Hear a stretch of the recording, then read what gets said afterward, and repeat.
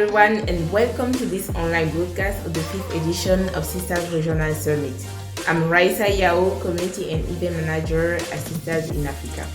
We're about to start a Seedstars World episode number 5 in Africa, and you should expect exciting 5 startup pitches from Brian TS Africa, Capture Solutions, ZD, Innovas Global Health, and AIT Group.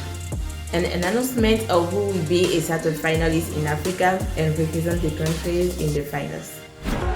Hey everyone, greetings from Mauritius. They say luck happens when opportunity meets preparedness. Seedstars have given us the opportunity to change the narratives. Thank you, Seedstars, for the wonderful opportunity you have given us. It's been a wonderful experience. How the selection process of winners at the Seedstars World Competition worked this. Startups start with filling the application form. After the review, those who meet the minimum criteria get invited to the online Seedstars Academy.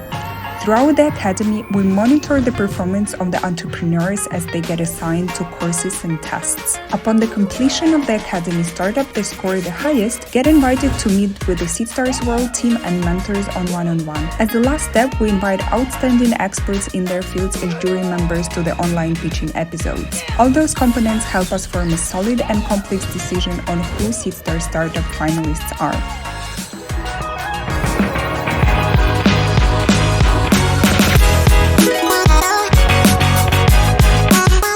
This year, we have an amazing jury that will be helping us judge the different startups that will be pitching today.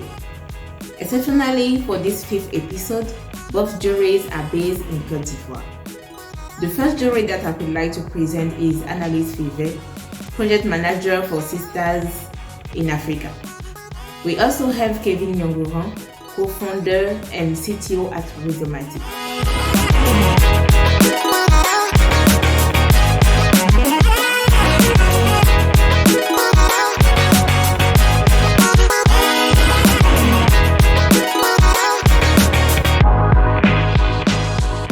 Thank you everyone for this wonderful opportunity. My name is Prabhu Murthy, CEO and co-founder of C32.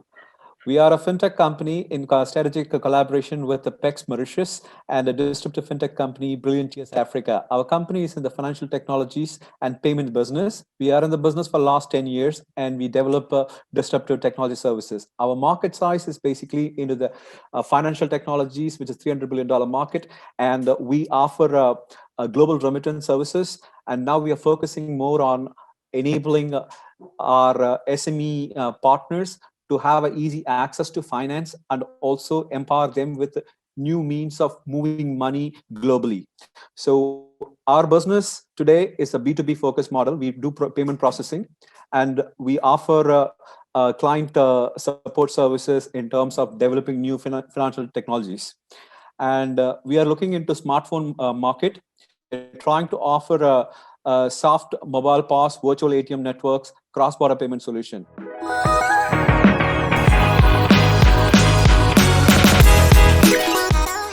Thank you so much, Prabhu, for this pitch. 1 minute is very difficult, so congratulations.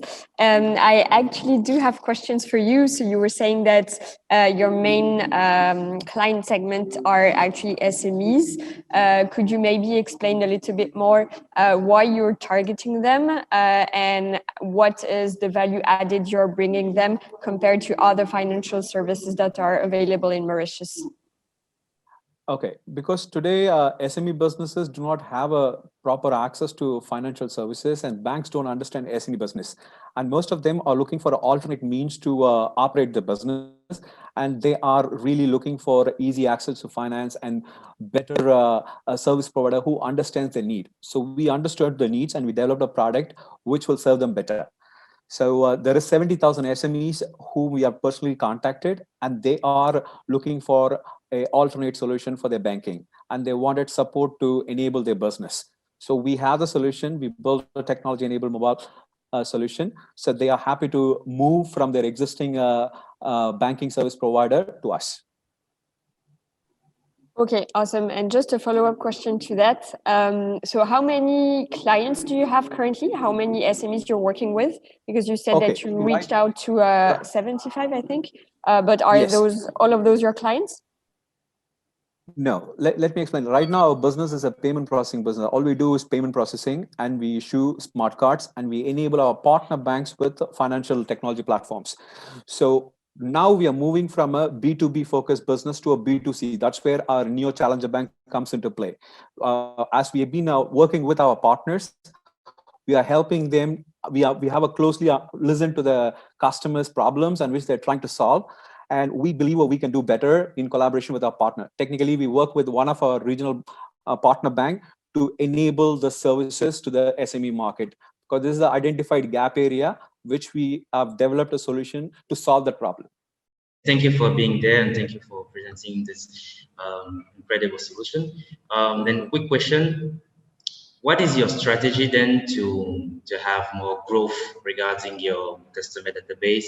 And then how much it costed you so far to have your clients? Okay.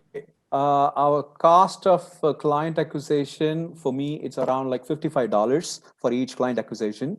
What we do on that area is basically issuance of our Fuse card product, which is a hardware and also software. And mostly we do on a referral marketing, as we have existing partner relationships. We take a collaborative lead ride with them. So technically their customers becomes our customer because we are enabling them with technology.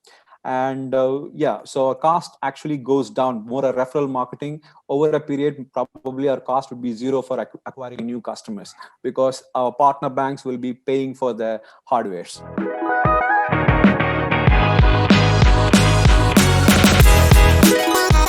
The issue with traceability is that the data in the agri supply chain is taken very badly. Normally it's taken in a manual way and is not efficient for the farmer and for the whole supply chain.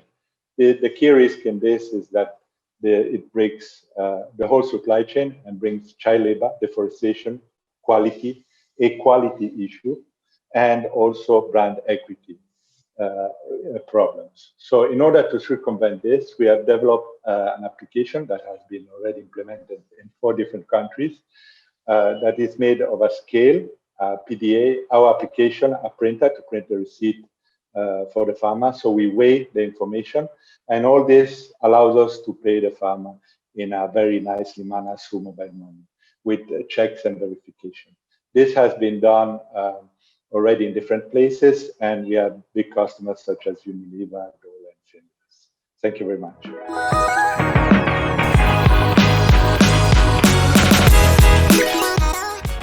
Thank you very much. I'll go first quickly. Is this solution patented? We can't patent this. It's copyrighted. So we have already our solution copyrighted in Kenya and in the UK at the moment. So no programmer can copy it.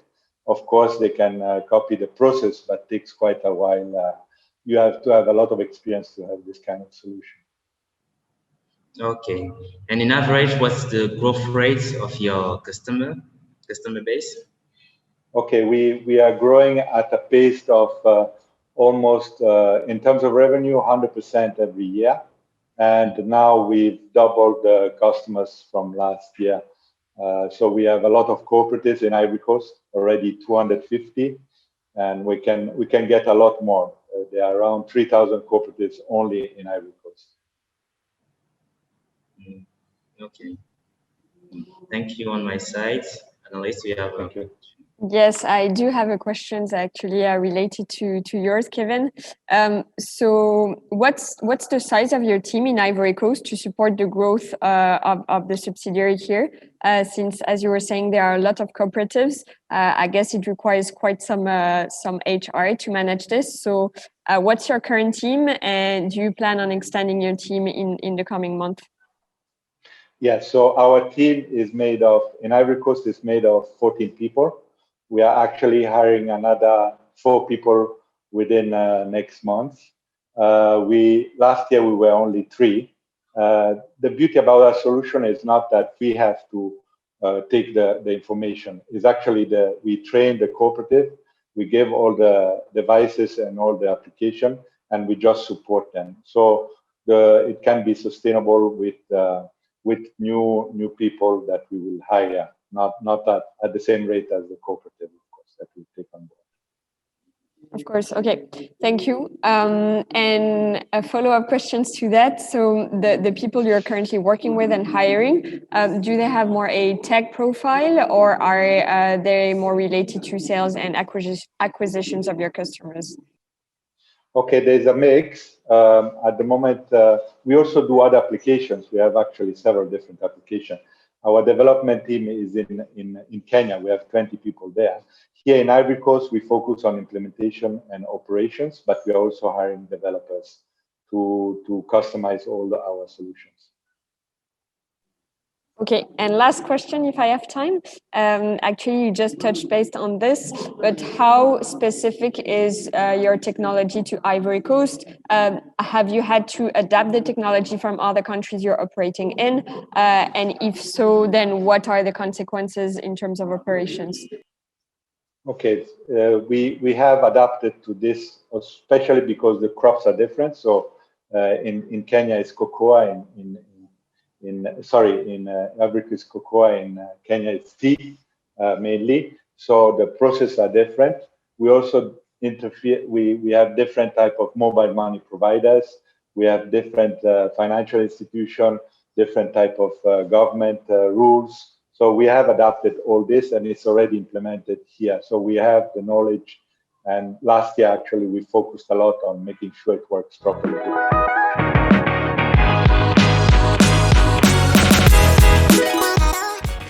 Hi, I'm Joyce from ZD.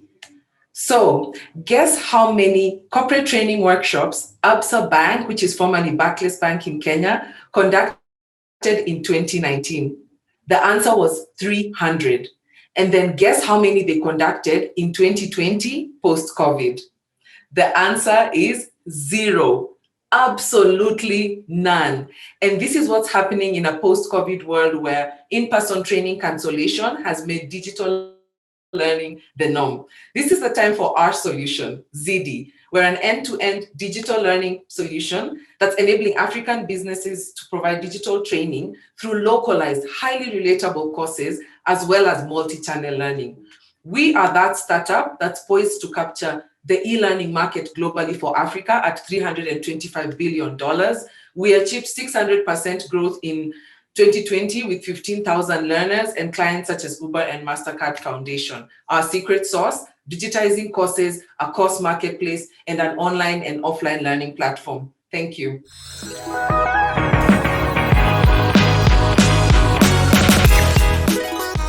Hi, Joyce. Thank you so much for your pitch. Indeed, 1 minute is difficult, but you made it. So congratulations. I have a few questions. The first one would be on the course completion.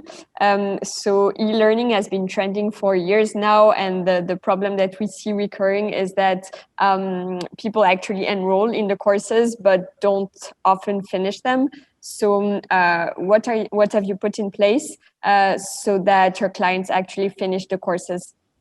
This is actually one of our innovations. We're using an approach called push, which means traditionally with e-learning, right? People have to log into a system and then go through a series of content. We do have this in place, but we realize that we need to get to a space where you push the learning content to the learner. For example, on SMS, people receive lessons in micro format over a period of days. So you see when the content is coming to the learner directly to their device through WhatsApp, through SMS, then you guarantee that they actually receive the content and complete. This is actually one of the things that has set us apart and enabled us to get ahead in this space. And more so for Africa, right? Where not everybody has access to the internet. All right, thank you. Then the first question would be your learner database. What is the growth rate of that month over month? And then how many courses in average they enroll in your platform? Okay, so right now, remember our model is B2B, right? So we're doing something very different because our clients are actually business clients, but it's actually B2B2C. It's business clients, however, the end user is their employee. You're with me? So that makes it slightly different in terms of we're not tracking necessarily the individuals, rather we're tracking the company's usage of the courses. I hope that makes sense.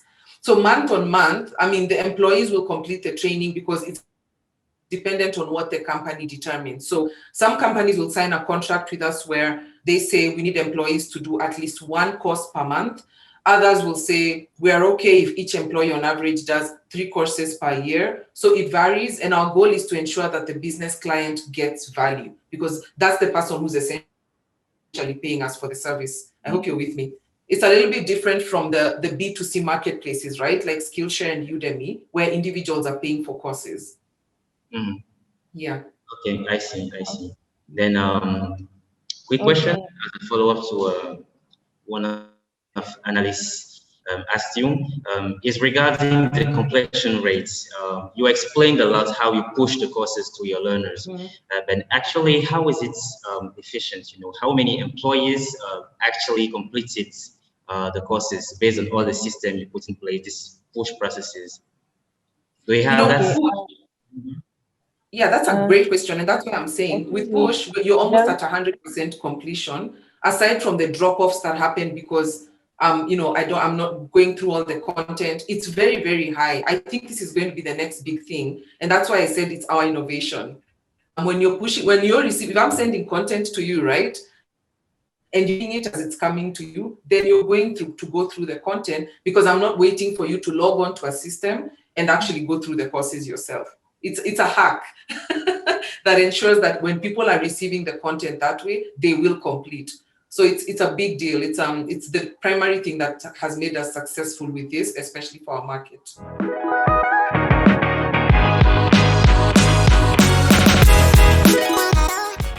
So West Africa alone has a healthcare ecosystem of about 300 million people. Yet upwards of 10,000 people still share one doctor, and almost 50% of the world's fake drugs fester in the ecosystem, leading to inadequacies in healthcare delivery. Pain points that I think have robbed so many loved ones a life expectancy that transcends generations. My grandmother was one of them. She lived to be only 56 years old and died from diabetes and hypertension.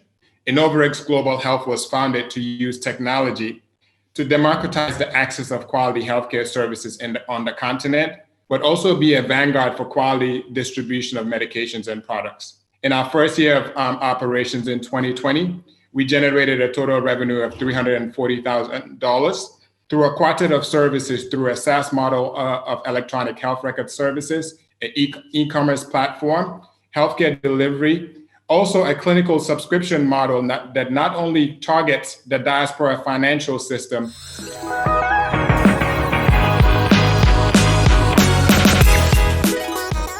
Hi, Ismail. Thank you so much for your pitch. That was very interesting.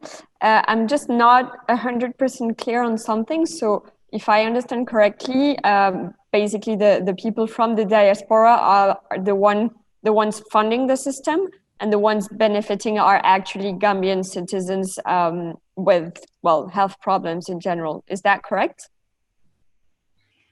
Correct. I think the ratio is about 55% of our revenue is actually people who live in the Gambia who do consume healthcare from us.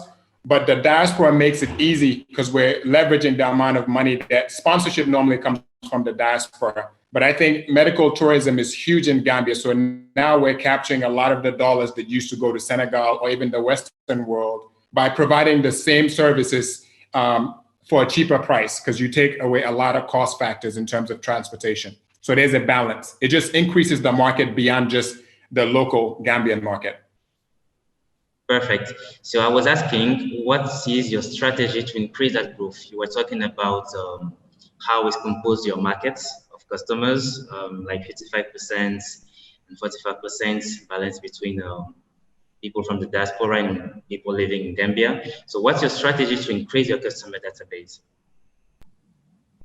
Yeah, I think right now we've split our customer database to have 3 unique features. The diaspora, I think visibility and the traction that we're creating in terms of health outcomes, because we have a digital record that allows us to track how well these people are staying healthy through their continuous medications. I think that has been the biggest significance in terms of boosting visibility, because we have a proof of concept. But internally in the Gambia, we're actually getting into a place where now we're having local subscriptions from companies that don't have a health insurance structure. So that's one of our biggest verticals that we're looking to tap into, because a lot of companies are looking for more efficient ways of managing their employees. So now, since we have a clinical subscription model that runs about $760 a year, it's an easy fit for companies just to leverage. Hello. I'm not the sure. Employees are actually getting. Sorry, I lost you in your answers. I don't know if it was just on my side. Can you hear me? Yes. What I was mentioning was the different verticals that we have. I think the diaspora, the ease at which we're providing the services, because it's cheaper than their traditional way of helping it, is increasing sales. But internally in the local ecosystem, 4% of the Gambians have health insurance. So a lot of companies, private companies, are looking for more efficient ways of providing healthcare services. So our subscription model is tailored actually for now companies to come in and sponsor the healthcare of their employees through our company, through our clinical services that we offer. So the growth strategies have multiple angles where it's not only dependent on one particular area.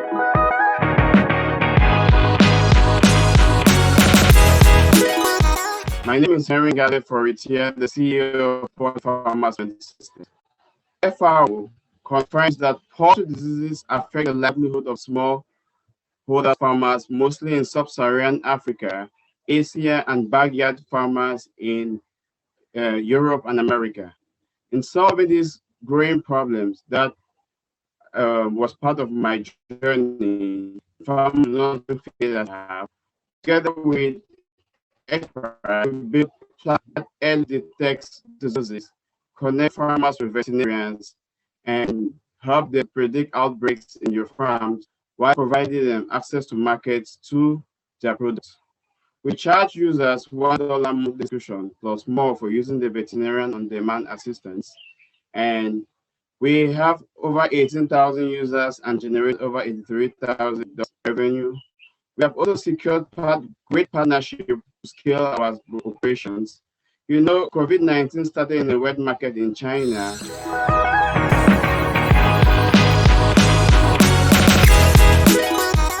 No, so I was asking you whether you were already operating in all Cameroon and whether you had expansion plans.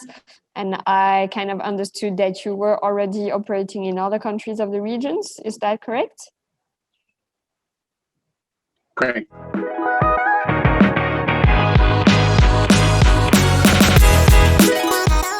We are Fresemar in Cabo Verde, and we have a portal to connect 9 islands between the ecosystem here in Cabo Verde and with the world. Who is this portal? In this portal, you can find all service and product in the ecosystem in the middle of the island that don't have access to the market, to the strong market in the community. We begin in 2 years ago, and we are the first. Who can I make this? For example, this is our website, and 2 examples to who can I use our system, and with this all information you can find and you can make the best opportunity for the service.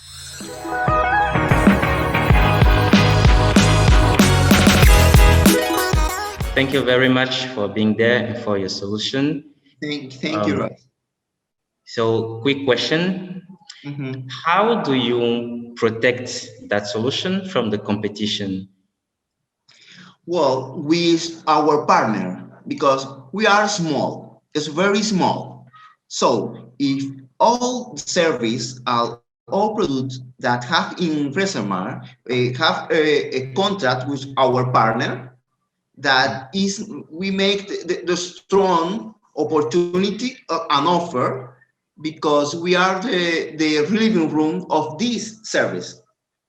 For example, you are hotel, and we are Fresemar, we protect our system because we work together. Here in Cabo Verde, this is an island, it's important that you have partner, because alone is so difficult. the more fertile, strong is the partnership. Okay, I see. So basically, you have an agreement with all the partners listed. Exactly. This is together, we can have offers for everybody. Okay, and can you give me some statistics about your platform? How many people visit it? How many people use it? Yes. For example, look at this. In 2019, in August, the maritime system in Cabo Verde changed, and all this transfer for seats, for service, for booking was through Reservoir. This is the sample in the last years. The last year, for example, in August, we talked about 1,500 for the reservation by date, and it was very important from Reservoir in this moment because it's the jump to the popularity, for example. This is one example. All right, thank you. Analyst, do you have any question on your side? Yes, I wanted to know what is the growth rate of your customer database month on month? Yes, month to month. How much does it grow? The number of your customers? For example, we have 3 poles in the island, in Island Sal, in San Vicente San Vicente Island, and Santo Antão Island. So the strong market in Cabo Verde right now is San Vicente Santo Antão. Okay.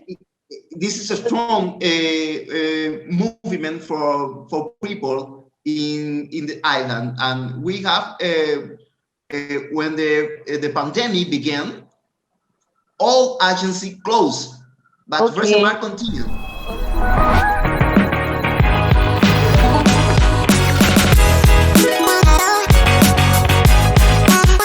So the first one, Brian Tears Africa, bravo. You have a very good traction and seems to be answering a real customer pain. However, the details of the solution are not clear. Hence, neither what the competitive advantage is. Capture solution. Lorenzo, you are efficiently bringing technology to tackle an important topic for the country while having impressive traction, hence impact. The risk here would be to implement a solution successful in other countries without adapting it fully to Cote d'Ivoire. ZD Joyce, your product is very innovative in a competitive industry with an interesting proof. It will be interesting to see how the startup will adapt after COVID, please. Innovate Global Health. Your product seems complex. What makes it difficult to understand and potentially for the customers as well? Traction is pretty low for 5 years of existence, but the approach leveraging both the diaspora and local corporates and SMEs is very interesting. AIT Group, Henry, you are answering a real pain point and has a great impact potential. Leveraging technology makes the solution very scalable. However, the business model does not seem to be robust enough to sustain a rapid growth. Rizema CV Reservice Online, Ramos. We are still the first player of its kind in Cabo Verde, answering a real pain point. However, your product is not that innovative, and the traction and the sustainability of the business model are challenged by the COVID situation.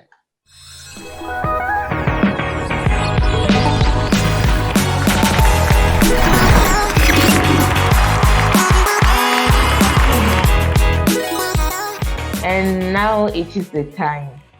So the winner of Sisters World Africa episode number 5 is Capture Solutions. So congratulations. I want to first of all thank you very much for the organization. I think it was a great experience, and I hope you will accompany us in the coming future also for the next steps. So thank you very much again.